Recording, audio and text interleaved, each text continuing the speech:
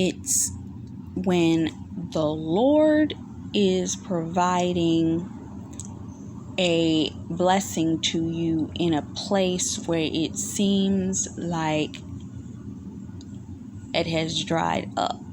The word talks about, I believe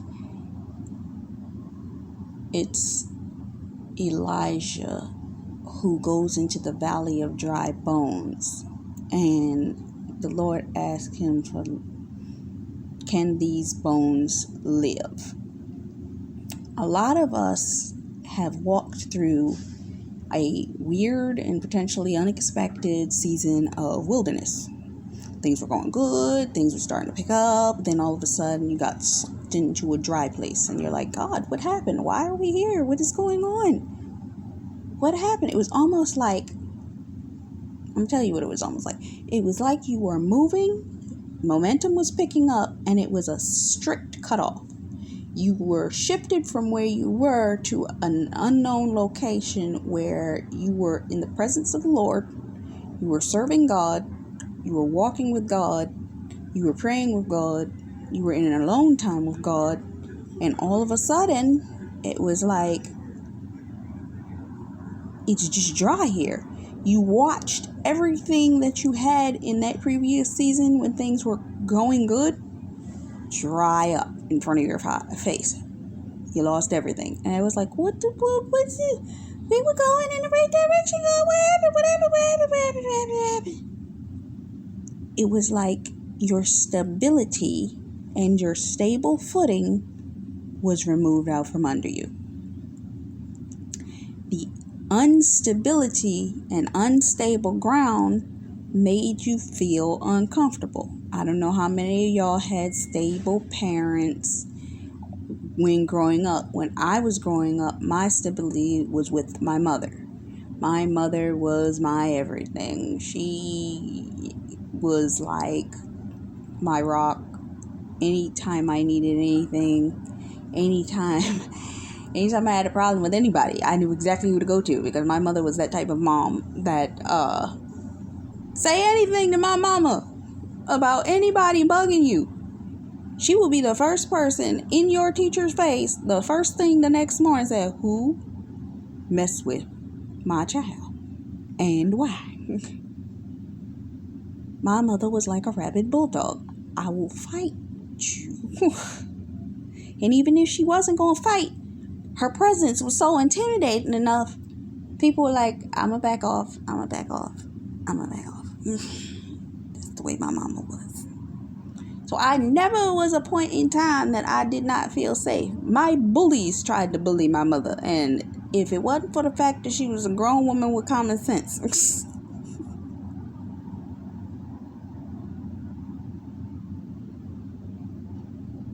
they had the audacity. I'll never forget that day. But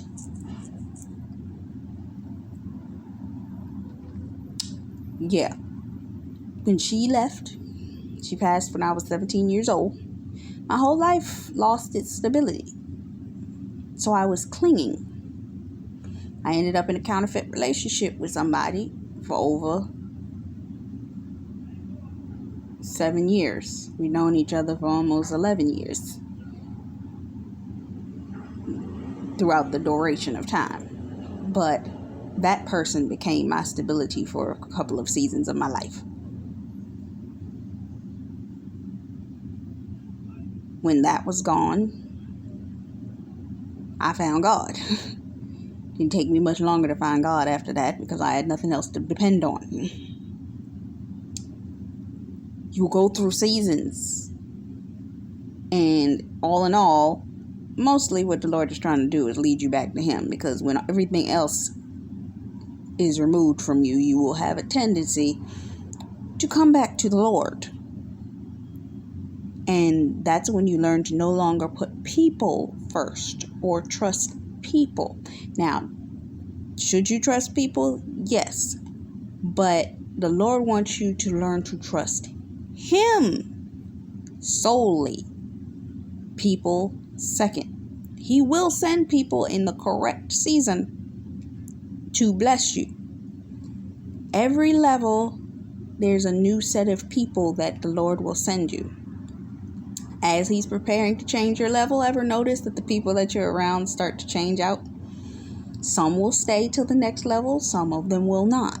But the ones that don't stay, you start to see them just remove themselves, or they become problems and you have to remove them, because God's preparing you for that next place, that next level. In some seasons, He'll put you in a season of isolation, just like I stated, where it'll be an abrupt shift. You'll end up in a place where you have connection to no one except who the Lord has you in contact with, and you're sitting there like, well, this was abrupt. And it's usually never a set of people that you want to be around. It's like, okay, because the Lord wants you strictly focused on Him. He'll create peace in your environment, but He needs you to focus on Him. Why? Because He's giving you instructions for your next season. Because the season that you were in prior and the season that you're going into are going to look drastically different from each other. So He needed to give you a season with Him so He could give you the instructions in order to prepare you to be able to go into that next season. Because if He just dropped you from season 1 into season 3, you're like, wait, this is too drastic. What are you talking about? Wait, what? It'd be like a woman that gets pregnant, and the day that she gets pregnant, she grows exponentially to a point of being from 2 weeks to 8 months. Think about the movie. If anybody used to watch vampire TV shows or movies, maybe you saw Twilight. I'm going to use this example. When Bella got pregnant, her baby was growing at such an accelerated rate that it was pulling so much nutrients out of her body that the nutrients in her bones caused deterioration, and her back snapped because it was too rapid of a pace for the baby to grow and her body to catch up. It was pulling way too much nutrients out of her body. And I use that as an example of when the Lord is shifting you from season to season, He can't just be sitting there and say, oh, I'm going to take you from this season, which you are accustomed to, and drop you in the season that you want to go into. Granted, you want to go there, but you're not ready for it. Because it's like I just said, the nutrients in the body was not enough to sustain the growth of the child. So He had to prep, do what is necessary for the body, the mind, the mindset, so on and so forth, within that year gap, which was a holding pattern, in order to prepare you for that sudden shift. There are certain sudden shifts that I know are coming to my life in this season.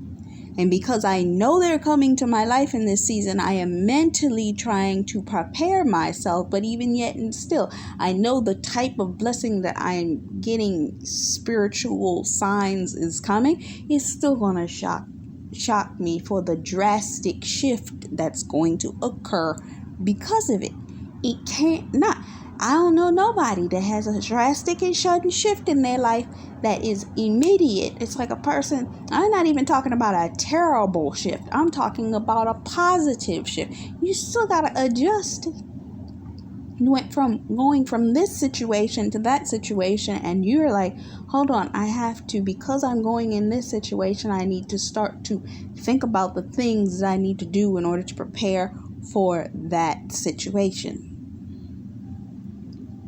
Meaning, do I need to start doing a feminine regimen over myself? Not just internally, but externally. Because thing about a lot of people, and I learned this, is not just about women. It's women, men, so on and so forth. if you're a giving person, but you're also a very business oriented person, whatever it is that you put your hands to, you try to complete and consume the content and information in one setting. You push out that stuff. You're very intense about it. You may not. You may forfeit your own well-being to make sure this thing is done. I remember years ago hearing about when Michael Jackson was creating his albums, he would go periods of time, no eating, no sleeping, no this, no that. None of it. And majority of musicians, from my understanding, they will not eat, they do not sleep, and they are completely absorbed into what it is that they are creating until the project is done. They have to remind themselves, wait, I work with a team of people and they got to eat, they got to sleep, they got to go to the bathroom, they got to do it. Can't I can't keep everybody isolated like this. Okay?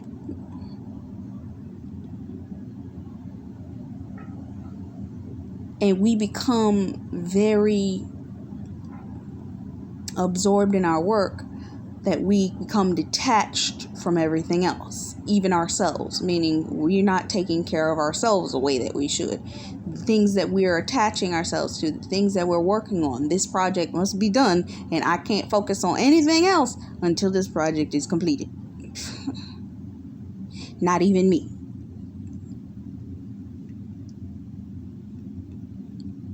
It happens.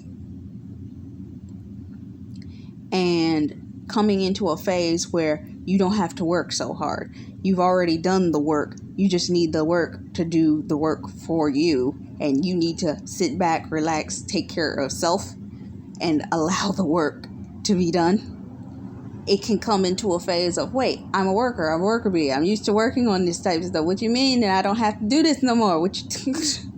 You mean that I don't have to work? You mean I don't have to? Currently, right now, I'm in the process of doing edits for my podcast. The way that my podcast is situated, I don't have to do but drop the edits in. That's it. And if I maintain and keep content moving, I'll still have content for when this content runs out, because I batched for so long that this season will be set up for several months ahead. I don't have to sit up there and be like, oh God, I gotta record something. Oh God, I gotta do this. Oh God, I gotta do that. But the only thing I gotta do is make sure that I'm aware of the content the day that it is to be released, so that I can make sure that the social media posts are in alignment for those days. Outside of that, it's already set up and done.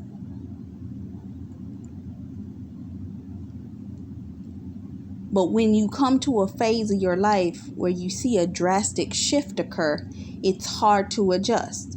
It's like for a woman that's not married, now she's married.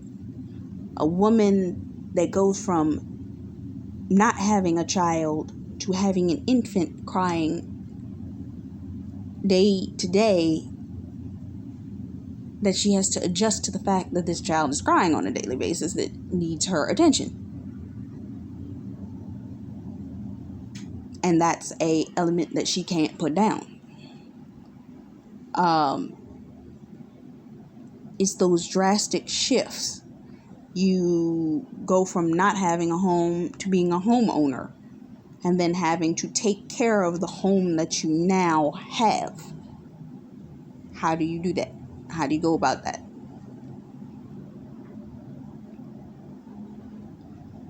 How do you maintain that?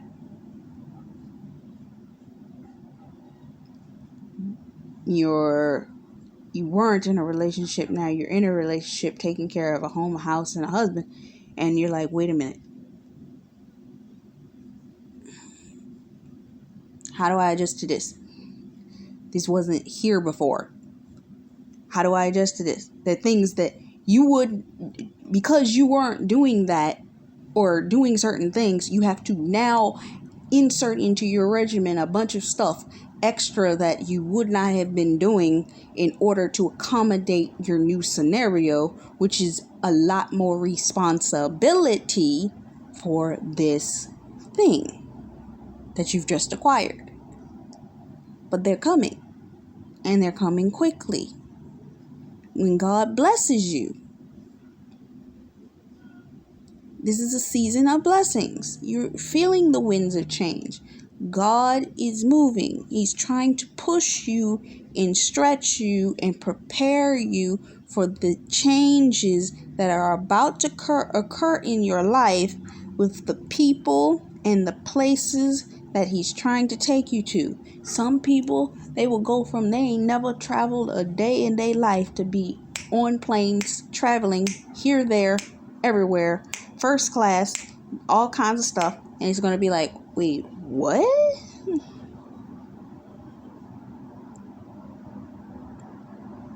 Today I was here, tomorrow I'm over there.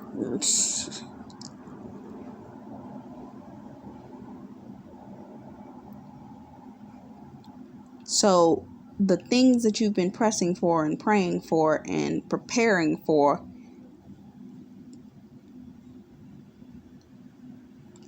and travailing for, are about to hit suddenly, instantly, and outrageously quickly. And when they come, they're going to be God-enormous-sized blessings. Because what you asked for was God-enormous. Godly aligned soul ties. For some of y'all, it's going to be your God-ordained friendships. Some of it's going to be your God-ordained partner, which is your husband, for marriage. And some of it is going to be your God-ordained cohort of people that are going to be around you for your business and marriage.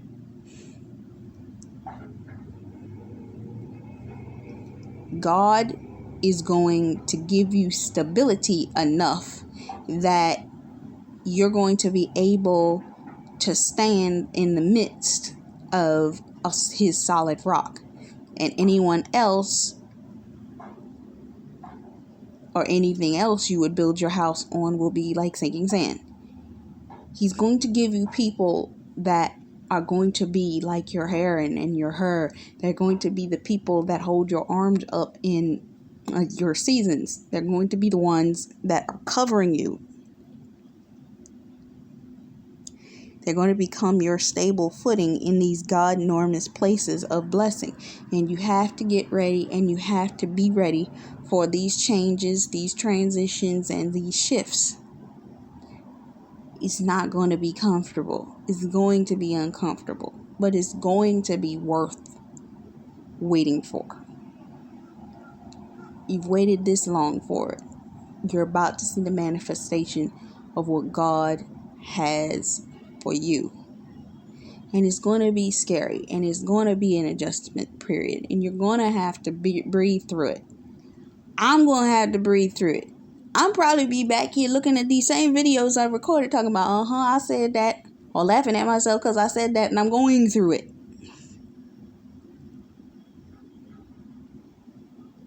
You're going to go through it, but you're going to get through it.